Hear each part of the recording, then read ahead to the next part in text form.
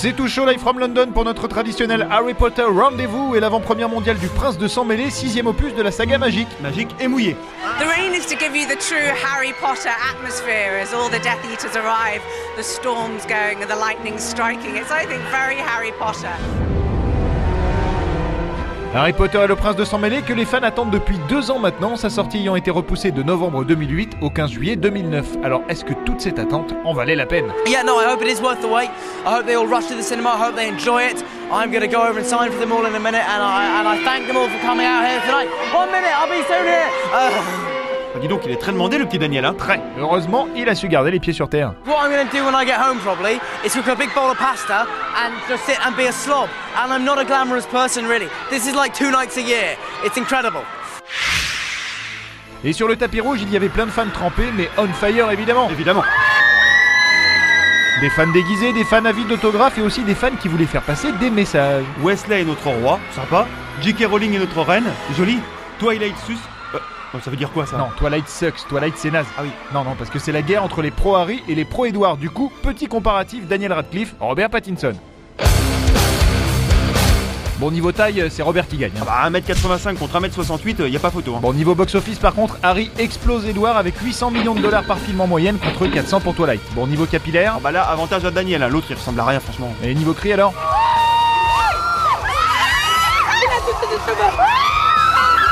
Avantage Edward. Bon bref, match nul et rappelons au passage que Robert Pattinson n'est pas étranger à la saga Harry Potter puisqu'il campait Cédric Diggory dans La Coupe de Feu.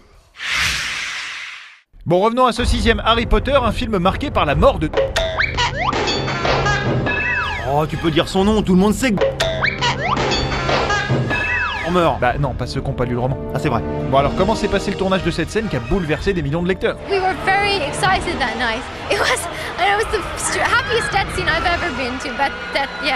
It's like, because it was a night shoot and it was freezing cold and everyone was drinking hot chocolate and it was sort of like, it was too much fun. But we did get there eventually towards the end of the night when we got tired and it was just, I had to reread it to remind me. I think we had to do retakes of that scene actually, but we got there eventually. It's amazing on screen. Oh, ils se sont éclatés le soir de la mort de...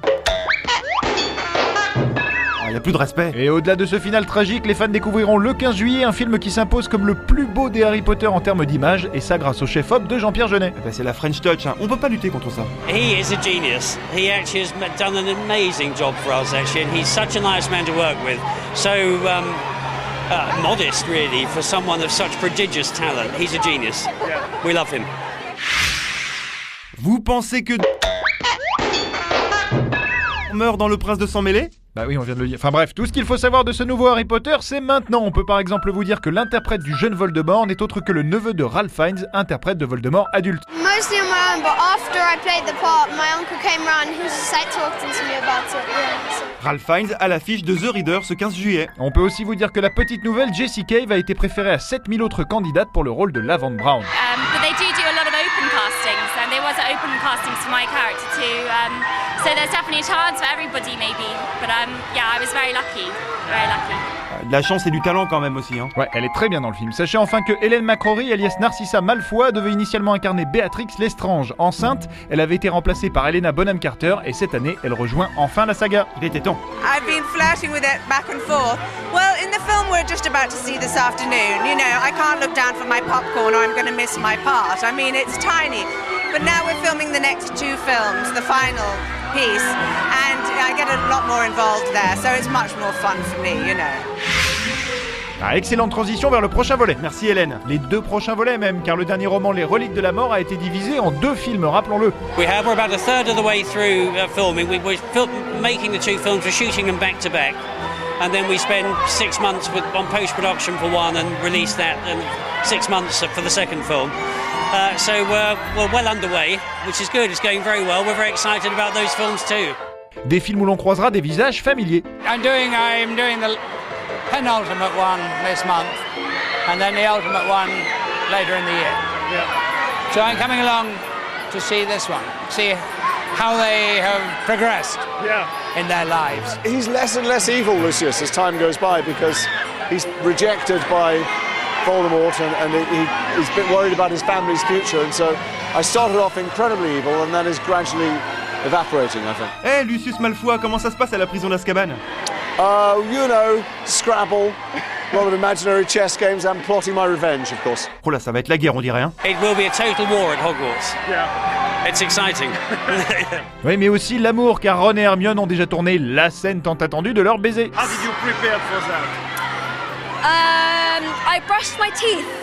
It was strange. He's like my brother, so it was a little bit weird. But you know, you just have to remember that you're the character, and that helps.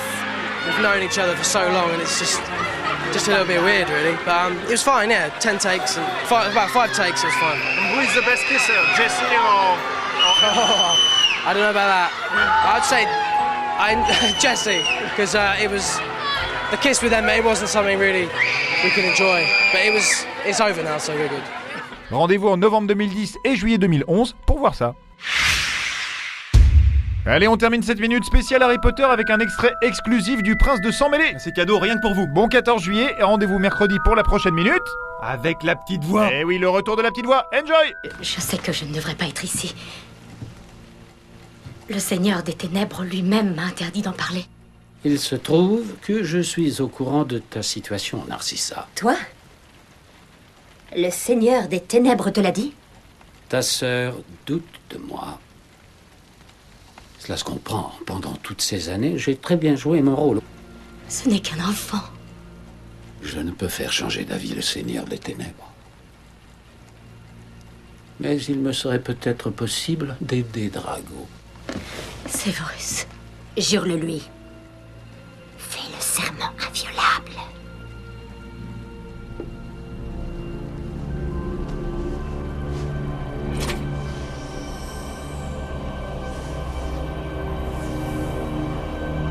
T'engages-tu, Severus Rogue, à veiller sur Drago Malfoy pendant qu'il tentera de réaliser les souhaits du Seigneur des Ténèbres? Je m'y engage. Et si Drago devait échouer, t'engages-tu à remplir toi-même la mission que le Seigneur des Ténèbres a ordonné à Drago d'accomplir? Je m'y engage. Dis donc, il va mieux Ron, parce que j'ai lu qu'il avait attrapé la grippe porcine quand même. Oui, enfin, au début ça se passait bien, et puis le virus s'est répandu parmi les fans, et là c'est parti en live.